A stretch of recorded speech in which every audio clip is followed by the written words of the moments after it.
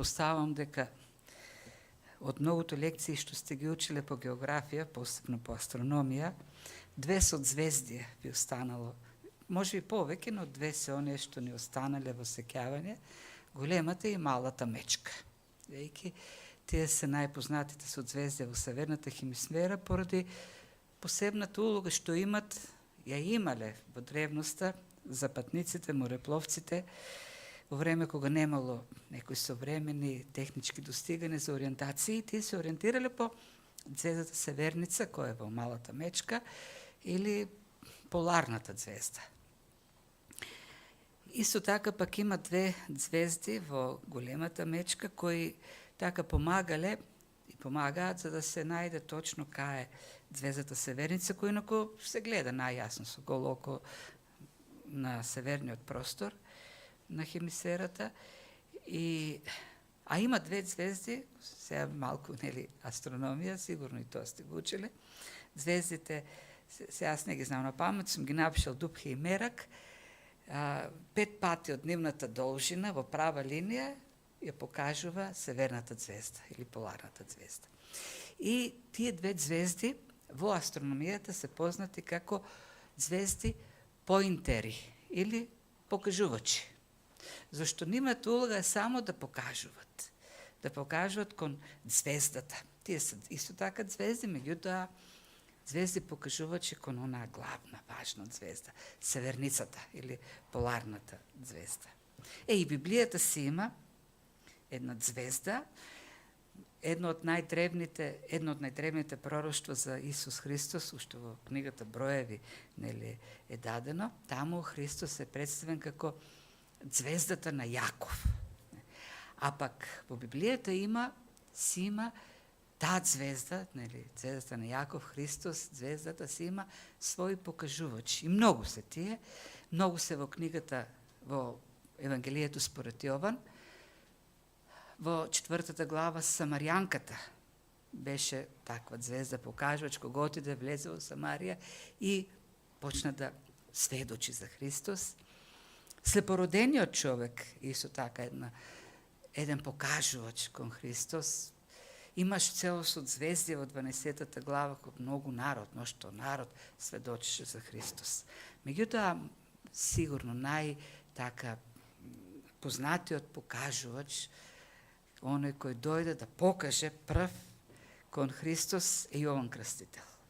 Тоа беше неговата служба.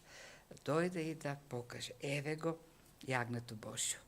И затоа не случајно првата тема после уводот, после прологот, со кој се занимава евангелистот Јован, е служењето на Јован Крстител и не случајно дури 2 пати во прологот, во воведот, го вклучува Јован Крстител во оние многу важни теми кои ги начнува само евангелистот Јован за божественоста на Христос, на Логосот, за неговата творечка дејност, за неговото доаѓање како светлина, како живот, како оној кој е полн со благодат, за неговата мисија како спасител. И во таа содржина во прологот дури 2 пати го вклучува Јован Крстител. И тоа не е само затоа што Јован Крстител е учител на Јован, тоест Јован е еден од неговите ученици, туку заради големото значење што го има во таа служба. И таа негова служба или тој опис на служењето на Јован Крстител, евангелистот Јован го дава во еден контекст на разговор што го има Крстителот Јован со една важна верска, духовна делегација која доаѓа од Ерусалим за да го испита служењето на Јован Крстител. Тие доаѓаат со едно прашање: кој си па ти сега? Не, зашто специфично неговото служење. Какво е неговото? Значи, доаѓа таа делегација, тоа сведоштво на Јован дојде до ушите на јудејци, на свештениците и левитите, кои испратија од Ерусалим, од Синедрионот, од највисокото духовно тело, представници, ќе видиме понатаму фарисеи, за да го прашат кој си ти. Популарна е службата на Јован Крстител. Тој се појава во многу специфичен и политички, и морален, и духовен, политички контекст. Веќе 100 години, неполни 100 години, Јудеја е под ново робство. 63 година римјаните конечно уништуваат она последна јудејска династија на Хасмонеите и Јудеја е анектирана кон Римското царство. Повторно окупатори, повторно Јудеја во робство и тоа почнува да раѓа нови месијански надежи. Се почнува да се пак да се воскреснува надежта во Месијата кој ќе дојде и ќе донесе слобода за јудеите. И не случајно во тој период се јавуваат многу месии, некои од нив биле и доста успешни, не како месии, туку како организатори на востанија, на бунтови. И многу востанија против Рим се организирани во тој период. И во едно тако време се појавува и Јован Крстител. И затоа не случајно кога ќе го прашат кој сте, тој ќе одрече, прво што ќе одрече, не, јас не сум Месијата. Не сум еден од тие кои претендираат дека е Месија. Од друга страна е специфична и духовната ситуација. Јудеја е во духовен пат, така да кажем, во морален пат, во западната во политичка и духовна корупција. Тоа е реалноста која самиот Јован, евангелистот Јован, па и Јован Крстителот, на моменти ја покажуваат каква е таа ситуација. Очајна, има на сето тоа сервилност на народните управници кон духовната елита. Прават се што е можно да угодат на таа духовна елита. Например, вака Јован, евангелистот Јован, дава опис на духовната состојба, применувајќи едно пророштво на Исаја кон таа ситуација. И тој вели, иако толку чудесни знаци беше направил пред нив, тие пак не веруваа во него. За да се исполни словото од пророкот Исаја кој рече, Господи, кој поверува во она што чул од нас? И раката Господова кому се откри? Тие затоа не можеа да поверуваат, зашто Исаја уште вели, ги ослепи очите нивни, ги скамени срцата нивни, за да не гледаат со очите и со срцето да не разбираат и да не се обрадат, за да ги излекувам. Ова го рекол Исаја, кога ја беше видел славата негова и спорувал за него, за Христос. Но и од началниците, и сега додава Јован во коментарот, но и од началниците мнозина поверуваа, но само заради фарисеите не признаваа, за да не бидат исклучени од синагогата, зашто им беше помила човечката слава отколку Божјата слава. Значи гледаме една олигархија се создава, духовно-политичка, која се угодува една на други. Повеќе им е важна човечката слава отколку Божјата слава. Тоа е и состојбата на духовните и на политичките авторитети. И самиот Јован Крстител, нели тоа покажува, во Лука, например, имаме еден запис, каде што има пак една бизнис олигархија се создава. Бизнис политичка, може да кажеме, граѓанско-воена бизнис олигархија. Доаѓаат цариници да ги крсти и му рекоа, учителе, што да направиме? А тој им рече, не барајте повеќе од колку што ви е одредено. Го праша и некои војници, говорејќи, а што да правиме ние? И им рече, врз никого не извршувајте насилство, никого не клеветете и бидете задоволни со вашите плати. Заедно ги дава воедно царениците и војниците, зашто тие одат заедно. Тие се сојузени. Царениците се јудеи кои собираат данок за римјаните.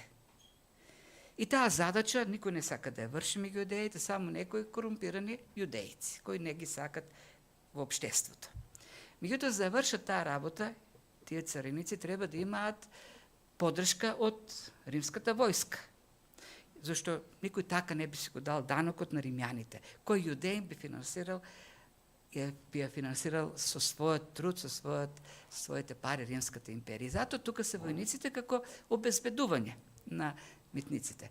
Митниците пак се зимаат определен данок кој што оди задолжително во касата на империјата и провизија, која си одредуваат.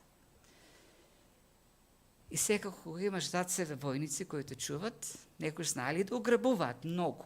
Зато им вели Јован Крстител, не барајте повеќе од колку што ви е одредено. Има стандард, се знае колку е данокот и се знае колку треба вие да се зимате. Меѓутоа, кога ќе се сојузите со војниците и ќе влезете, ќе земате многу повеќе, потоа си делите со војниците. И затоа тоа е една корупција, чиста корупција, која е организирана меѓу војниците и царениците. Сакам да кажам, таа е ситуацијата во Јудеја во тоа време, кога се појавува Јован Крстител. Робство со надеж за доаѓање на Месијата кој ќе ги ослободи и во една духовна темнина, корупција, неморал. И во такво време доаѓа човек, Јован Крстител, кој го гледаме дека навистина не е конформист. Неговата облека, место од каде што доаѓа, покажува дека тој човек нема ништо со стандардите, духовните стандарди во тоа време. Не е облечен во свилена облека, како свештениците во храмот, или садукеите, кои се пак блиски до царските дворци. Не јаде на гозбите кои ги организираат, на кои на први места седат фарисеите. Не е таков човек. Но тој доаѓа во на такво време, кога народ е смачкан, или поробен, и тој доаѓа и вели, ние треба да ја направиме Јудеја повторно горда.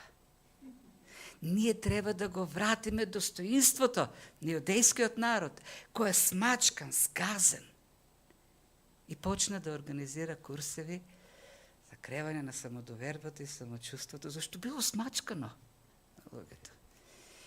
И не само тоа ги повика, сега ќе почне се од тоа што сме го собрале, ќе го излиеме врз тие безбожни римјани, кои во нивните палати организираат оргии, хомосексуалци и секакви такви гадости. Ние сме за тоа. Да покажеме колку сме праведни како јудеи, а колку се тие ништожни. Не, ништо од тоа не направи Јован Крстител. Ништо. Тој дојде во кожени, во облика од камилова кожа. Најгрубата за носење облека. Гребе. Дојде од пустинята, за да покаже дека тој народ е во духовна пустина. Дека тој народ кој се нарекува Божи народ е далеко од Бог. Суфе без Божјото Слово. Суфе без Бог. Дојде со зборови кои го повикуваат народот да се врати назад кај Бог. Покајте се. Тоа беа зборовите на Јован Крстител. Покајте се, зашто доаѓа Царството Небесно, Царството Божјо. Покајте се. Крштавањето беше само еден символ на тоа покаяние. Едно покаяние кој треба да ве врати во односите со Бог. Зашто вие не сте веќе Божи народ во тоа што го правите. Се сметате за праведни, поголеми од сите други, но далеку сте од Бог. Тоа беше службата на Јован Крстител. Затоа дојде од пустината. Затоа носеше таа облека. Затоа од целата своја појава требаше да потсети на онаа време кога служеше Јован Крстител. Целата појава на Илија, се извинам, пророкот Илија. Целата појава на Јован Крстител наликуваше на службата и појавата на Илија пророкот, кој служеше во време кога Израел го доживеа најголемиот духовен пат. Кога свештенството, пророците, служителите масовно прифатија ваализам. Ги убија Божите пророци. Оние што стана живи стана валови свештеници. 450 собра или на едно место, пише плюс уште 400 имало. Само неколкумина тамо се сокриле во пештери. Во такво време служеше на духовна пустина и пустина се претвори Израел, бидејќи немаше дожд. И Илија дојде со таа појава да ги потсети, да Јудеја да ја потсети во какво време живееше некогаш Израел, она отпадничко северно царство, ништо не сте подобри од нив, вам ви треба пророк кој ќе ви каже кој е вашиот проблем. Покајте се. Покајте се, ви имате потреба од покаяние. Оддалечени сте од Јахве. Ја напуштивте љубовта кон Бог. Знаете, целата негова појава е теолошка. Целата неговата порака, ќе видиме ние, е полна со теологија. Тој се обраќа кон Божиот народ со теологија. Не со сарказам, не со исмевање, не со една длабока теологија. Зашто тоа беше потребно на луѓето кои беа оддалечени од Бог. Покајте се. Имате потреба од покаяние. И луѓето почнаа да доаѓаат масовно кај него. Почна да врши нешта кои ги спровоцира духовните авторитети. И авторитетите во Ерусалим слушнаа за некој таму што крштева, што проповеда и пратија делегација, висока делегација, комисија, да испитат работата на Јован Крстител. Дојдоа со тоа прашање, кој си ти? Првото нешто што е интересно, веднаш, иако не е прашан дали е Месијата, Јован Крстител вели, не, јас не сум Месијата, немојте да ме бъркате со Месијата. Може би некој си помисли, сепак тоа е левит, знаеме, неговиот татко е свештеник Захарија. Како син на свештеник, па може би, нели, тоа е Месијата. Не сум јас Месијата, вели Јован Крстител. Одрече веднаш. Си призна дека не е така што одрече и објави не сум. Па го постават, добро тогаш, Илија ли си ти? Прашуваат фарисеите. Јован Крстител вели, не сум Илија. Да, сигурно подсетило, неговата служба подсетува на службата на Илија, секако. Фарисеите како добри познавачи на пророците, пророчката служба во Стариот Завет, знаат како завршил Стариот Завет, не? Последната книга е од Малахија и последната глава од последната книга дава пророштво за Илија. Не? Ете, јас ке го пратам прираз пророкот Илија, пред да нас питен од Господен, големиот и страшниот, и тој ќе ги обрне срцата на татковците кон децата нивни и срцата на децата кон татковците нивни, па кога ќе дојдам, за да не ја поразвам земјата со проклетство. Тоа се зборовите последни искажани во Стариот Завет, почнува 400 години молк, и првото нешто што, првите зборови, или првата служба, која го нарушува тој молк, пророчка служба, е ова сега, на Јован Крстител. Завршува службата со Илија и сега доаѓа некој што личи на Илија. И нормално е прашањето на фарисеите, ти ли си Илија? Јован Крстител вели, не сум јас, тоа Илија за кој што говори Малахија. И тогаш постојат следно прашање, па пророк ли си? И Јован Крстител вели, не сум ни пророк. И сега, Јован Крстител е пророк. Самиот Христос вели дека е пророк. Меѓутоа, очигледно фарисеите мислат на точно, специфичен, на пророкот. Оној пророк за кој што самиот Мојсеј говореше, нели, Господ твојот Бог ќе ти дигна пророк од браките твои, како мене, не го слушајте го. Ти ли си тој за кого Мојсеј сведочеше? Вели, не сум. И сега, ова е како една игра. Ова почнува да нервира. Сега ние прашуваме кој си, нели, ние сега погодуваме, а ти, нели, кажеш дали точно погодуваме. И малко е фрустрирачки. Го прашуват кој си, а тој не одговара кој е. Тој само кажува кој не е. И затоа во еден момент тие ќе кажат, па ние не можеме да се вратиме во Ерусалим со еден список на негативни одговори. Знаеме кој не е, разбрахме кој не е, ама кој е, уште не сме дознали. Затоа ќе кажат, па добро, кој си, за да можеме да им одговориме на оние што не пратија. Ти кажи за себе кој си сега.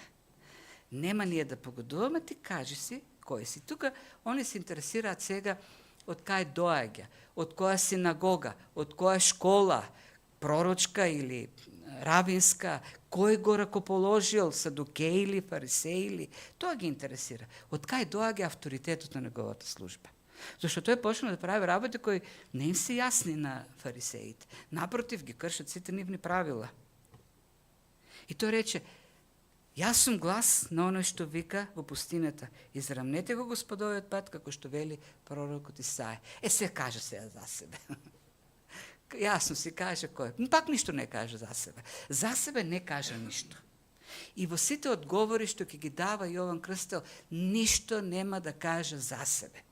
Во сите тие одговори тој само кажува за кого е дојден, кој е важниот. Воопшто не сум важен јас кој сум, воопшто не сум важен од каде доаѓам, воопшто не е важно кој ме назначува. Важна е мојата служба. Важно е јас кон кого покажувам. Јас сум само покажувач. Јас не сум звездата. Јас не сум важниот во приказната. Христос е важниот. Јас сум само глас кој што вика, и тука користи многу силен збор. Зборот вика е оној кој што силно плаче, вриска.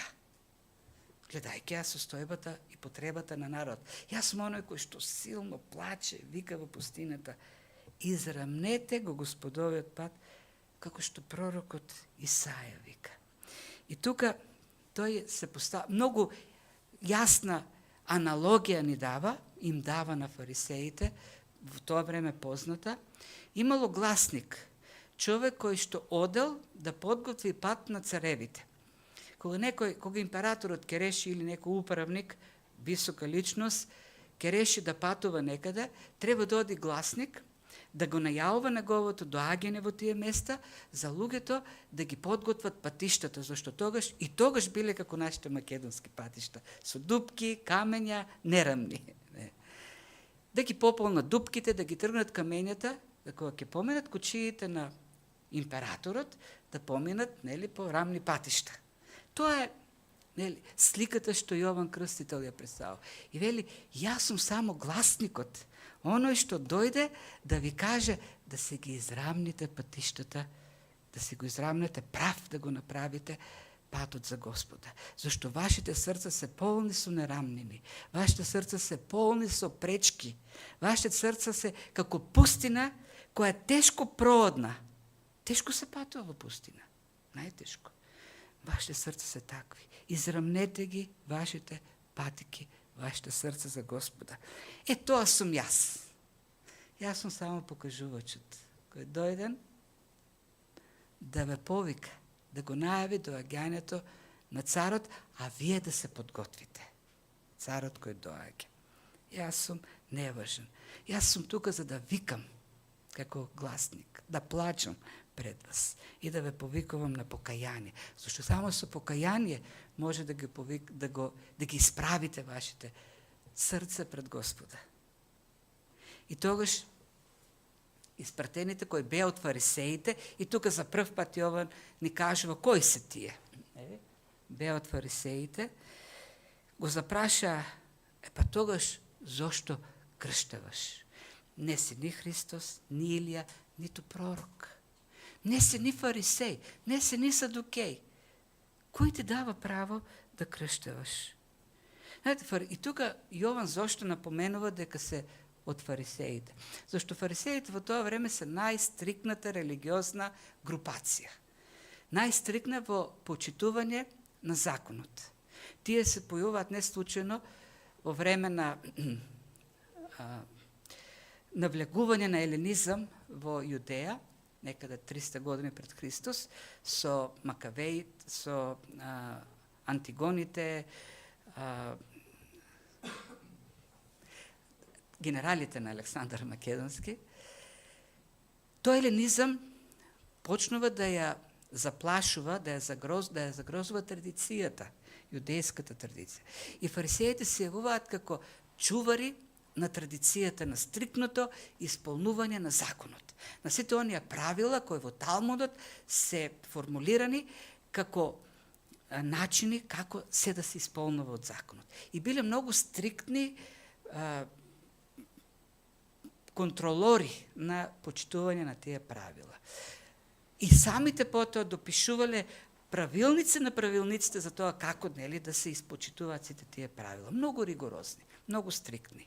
Што треба се да се прави за да се биде добар Мојсеев следбеник. А ова пак што доаѓа да го прави Јован Крстител, одстапува од нивните правилници. Не било непознато крштевањето секако, меѓутоа јудеите крштевале само пагани, елини. Ако некој сака да стане елин, паган, сака да стане јудеин, тој треба да помине низ крштевање. И го носеле таму некаде каде што има вода, паганот, тој требало да исповеда прво јавно дека го прифака Јахве за свој единствен Бог и потоа влегува сам во водата, зашто тој кога ќе влезе во водата, водата треба да ја измее неговата паганска нечистота и ако влезе и свешник, тој ќе стане нечист. Затоа сам влегува прозелитот, излегува од водата, чист веќе, јудеин, и принесува дар во храмот, во синагогата, не зависи од тоа каде е крштевањето, и принесува жртва. Значи, тоа е процесот на крштевање. Меѓутоа овдека Јован Крстител крштева јудеи. И тоа е богохулство. Па јудеите се Божи народ. Тие се чисти. Тие поминуваат низ куп процеси на очистување. Како може јудеин да биде крштеван? Тие се Божи народ. И се доаѓа некој овдека и почнува да крштева јудеи. И затоа тие го прашуваат, од кај ти доаѓа сега тоа? Ти не си Месија, не си Илија. Од кај ти доаѓа? Од кај тоа право ти да крштеваш јудеи?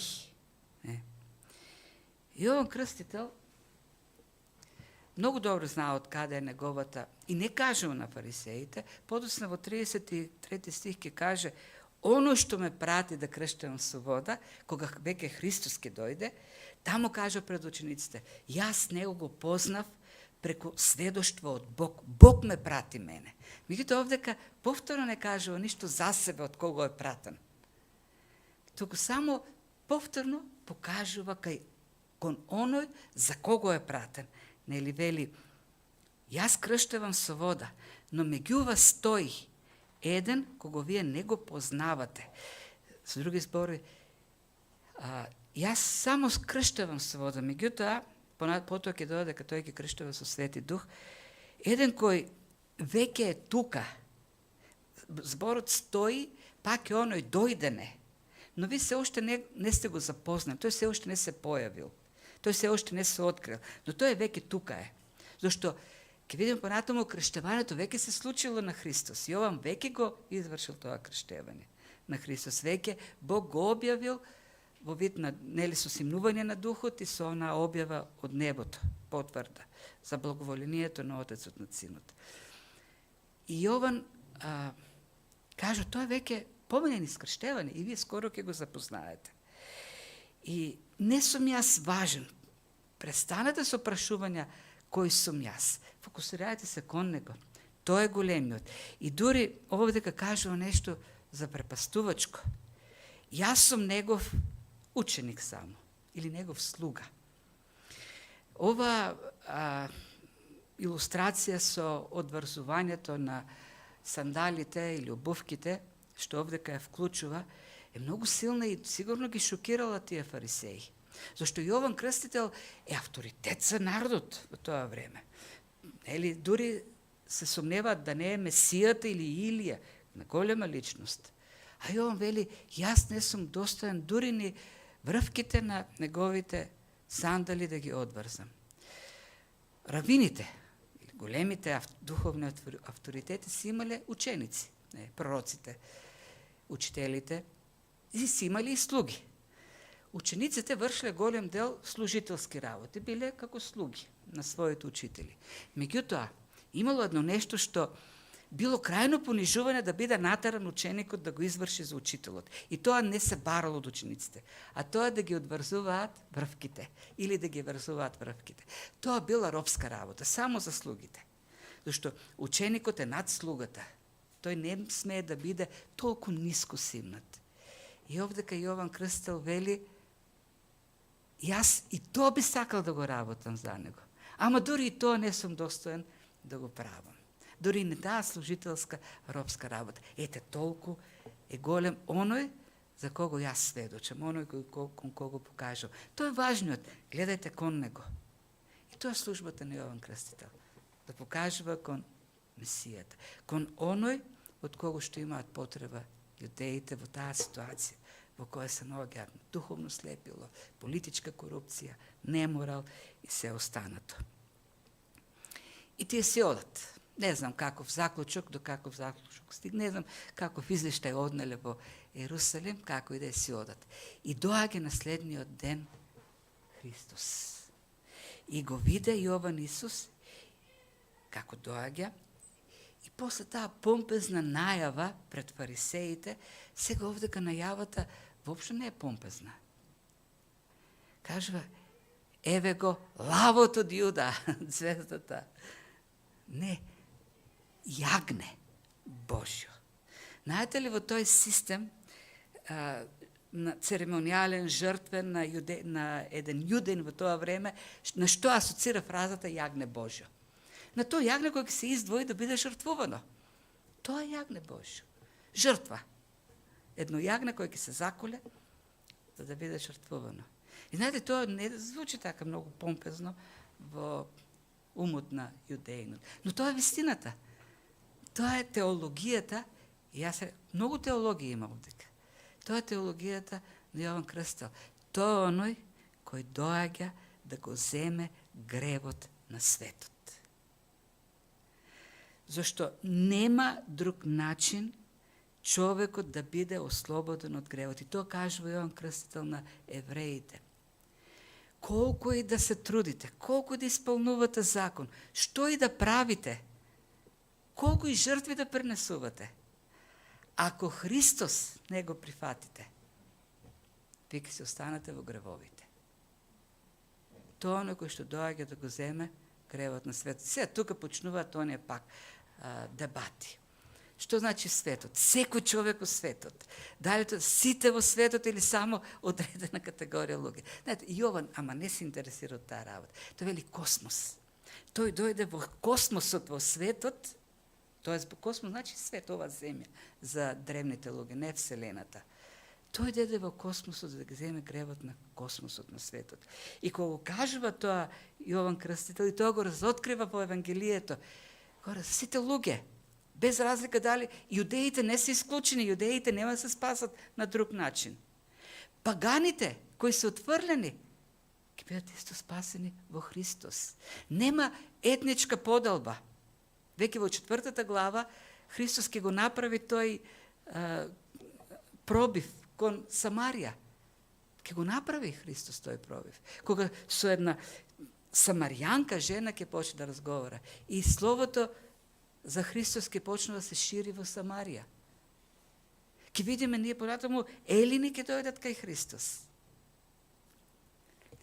Идејата на Јован Крстител, Евангелието и учењето на Евангелието е дека секој може да биде спасен само во Христос. Само Христос го зема гревот на човекот. Може, како што нели во стено моја Топлади вели, абе и да плачеш, колку и да плачеш, колку и да тажиш, колку и да се мачиш, ти не можеш да се ослободиш од гревот.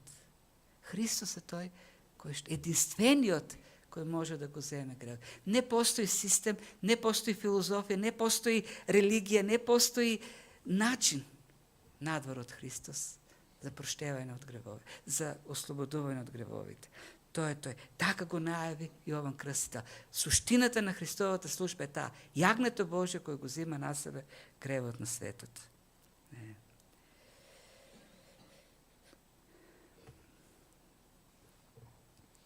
И знаете, тоа е нашата мисија. Тоа беше проповедта на Јован Крстител. Кога го виде Христос рече, еве го јагнето Божје. И знаете, тоа е нашата мисија, како христијани. Ние во овој свет можеме да придонесеме единствено повикувајќи ги луѓето кон спасение. Јас мислам дека и црквата има потреба да биде повикана кон Христос. Зашто многу, за жал, црквата навлезе во светските методи, во светските стандарди, во светското мислење, и го испушти Христос. Благодата испушти од погледот. И на светот не нуди Евангелие. Нуди многу други работи, но нема нашто, зашто дојде Јован Крстител да покаже како Христос, како покажувач. Ние треба да идеме запалени од тој копнеш на секаде, во секоја можност да сведочиме за Христос. Една случка има од Джеймс Монгомери Бойс, за некој си британски археолог Даглас Торнтон, с кого се познавале. Тој бил археолог кој е пратен во Египет да ги истражува пирамидите. А бил многу така запален за сведочење христијанин. И кога пристигнал во Каиро, требало да патува со железница некаде таму, кон неко место каде што има пирамиди. И некој негов пријател, колега, египтянин, исто така археолог, се потрудил многу така во преполнетиот воз да му најде, да му обезбеди празно купе. И тргнале заедно и му рекол, оваа, вика, е твоето купе, да бидеш така спокоен, да размислуваш за твоите научни трудови. И тој погледнал и рекол, што? Сам да патувам? Не, јас сакам да ловам. Види бе полн воз. И отишел таму каде што се египтјаните. И стигнал кај таму на работното место и му доделиле некој што добро ги познава пирамидите како водач. И се сакал да начека некој место да му сведочи, ама се го носил некаде и бил зафатен. И еден ден дошол и рекол, сега има еден тесен пробив како тунелче, ама многу тесно, кој треба да полземе долго време, доколку сакаш да ја видиш она комора, погребна комора, каде што е веќе, нели, погребната просторија. Ама викате треба да предупредам дека тоа е долг пат, ползање, дека да се стигне. И знаете што рекол овој? Сега ми падна, нема кај да бегаш. И додека ползале, додека да стигне таму и назад, му го споделил целото Евангелие. И тоа е човек кој покажувач. Ние сме покажувачи по интери на Христос. Луѓе кои треба да сведочиме секаде. Не е нашата работа да исправуваме обштествени, политички, не знам какви аномалии. Нашата задача е да покажеме кон оној кој носи трајно решение во душата на човекот, во неговото срце. И продолжува, и тука е продолжението на неговата теологија. Ово е за кого реков, по мене иде човек, маш е зборот, анер, маш иде по мене, но тој маш пред мене беше и постоеше пред мене. И сега користува човек, ако сите нас, со какви беа хромозомите, забравив, кој има баш на XX или колку е хромозоми, маш доаѓа, човек како сите нас, како секој друг маш. Маш, не жена, маш. Но тој маш има вечно постојан, тој е Бог, тој е Богочовек. И тука почнува да се, не почнува, се продолжи, бидејќи уште во уводот Јован го начна тоа. Спасението преку богочовечка жртва. Тој што ќе нас спаси, тој што нас спасува. Треба во се да биде човек како наш, да ги има нашите хромозоми, нашиот ум, нашата душа, нашето тело, нашиот разум, се наше да има, за да биде се наше искупено. А во исто време треба да е вечниот Бог, за да биде таа жртва доволна, да биде валидна за секого. Тоа го гради како теологија и Павле, кога пишува, првиот човек Адам беше жива душа, а последниот животворен дух. Првиот човек е од земја земен, а вториот е Господ од небесата, Бог. Или во Римјаните, зашто ако поради престапот на еден изумреа мнозина, тогаш Божјата благодат и дарот преку благодата на еден човек, Исус Христос, во многу поголемо изобилство ќе се излее врз мнозина. И тука повторно зборот анер, човек. Човекот Адам донесе грев за сите, човекот Исус Христос носи спасение за сите. Последниот Адам кој дојде да го спаси, или последниот човек кој дојде да го спаси светот. И тоа така што самиот се принесе во жртва како јагнето Божјо.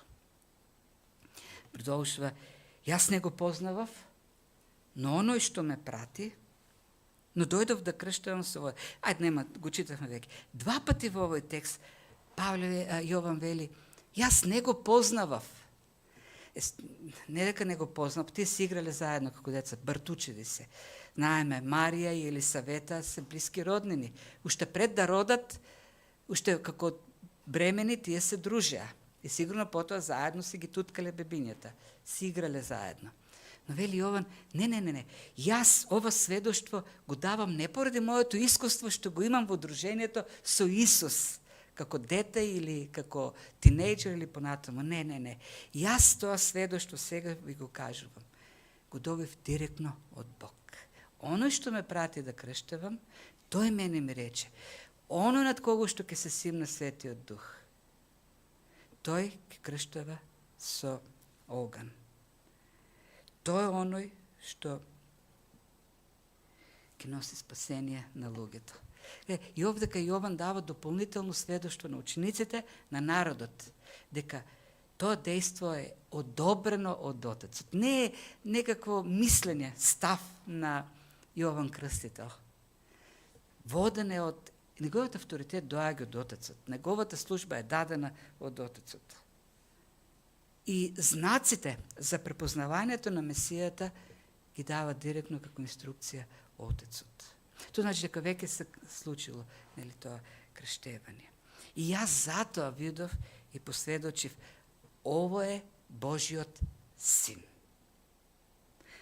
Оној со кого што си играв, сега сватив дека всушност тоа е вечниот Логос, Словото, кој беше, од кого се произлезе. Тој ќе дојде, јас вели, крштевам само со вода. Ве бањам во вода. Ништо повеќе од тоа не правам. Но тој ќе крштева со Дух Свети. Тоа оној кој што ќе го прати Духот во срцето, кој променува. Тој ќе ги одземе гревовите и ќе го прати Духот да ве оживи, да ве преобрази, да бидете ново создание, да бидете нов народ, да имате нов завет со Христос, да бидете негови, вистински негов народ, да бидете спасени. И тоа е пораката на Јован Крстител. Тоа е Синот Божи, Божиот Син, еве сведочам, видов, во кого нема ограничување за доволноста на неговата жртва, неговата смрт, неговото спасение. Како Бог и човек, тој е доволен за спасението на светот. Бидејќи тоа е единствениот кој го зима гревот на светот. Тоа е примерот на Јован Крстител. Многу поинаков од поведението, стратегиите, начините кои ги користи светот. Нема никаков популизам, никаков пропагандизам од стилот на фарисеите или на останатите. Неговата порака е чисто евангелска. Тој говори евангелие за Христос, Христовото евангелие. Покажува како покажувач кон оној кој е важен. Цело време го одвлекува вниманието од себе. Тој не вели, јас сум најголем, јас сум голем, јас сум нешто. Не, тој е големиот, тој е важен. Јас не сум повеќе од вас. Јас не сум нешто попосебно од вас. Јас сум толку недостоен што дури и сандалите не можам да ги одврзам. Зашто големиот е Христос. И сега ќе зимаме Господна трпеза, да се подсетиме повторно таа жртва, каде што е земен нашиот грев. И тука сме сите овдека собрани, бидејќи тој го зеде гревот. Бидејќи тој отвори, како што ќе видиме понатаму, една врата кон небото. Тоа е она скала, низ која што се симнуваат и воздигаат ангели, што ја гледаше Јаков, но овдека Исус ќе каже на крајот, човечкиот син ја држи таа скала. По него се стига како врата кон небото до Отецот, до Бог. Благодарение на неговата жртва на крстот. Ние му даваме чест и почит, му благодариме за тоа дело и ќе се молиме, служејќи ја Господовата трпеза, Светиот Дух да поработи повторно во нас, да не освежи во нашите срца со знаењето за Неговото дело, за да уште повеќе се посветиме во нашите животи, во послушност на Него, во служење, во покажување на Неговото дело, покажување на важноста од верата во Него за спасение. Нека Господ ни помага во тоа, а ние ќе се молиме Господ да не води во тоа што ќе го правиме во продолжение. Татко Небесен, ние ти благодариме за тоа што ти го даде твојот син, за тоа што ти го прати како јагнето кој пострадал за нашите греови, кој беше жртвувано за да донесе откуп за нас, за да ни отвори пат пред твојот престол на благодата, тамо каде што имаме посинување, тамо каде што стануваме твои деца, твој народ, тамо каде што можеме да живееме живот во изобилство, ослободени од гревот, во полнота која ти ни ја даваш на благодат. Се молиме, Господи, да ни простиш, бидејќи сме во нашата слабост, човечка немок, од нашата грешна природа, подложни на грев и многу пати забораваме и се однесуваме недостојно. Се однесуваме не според Твојата волја, туку според гласот на нашето его, на нашата суета. И те повредуваме.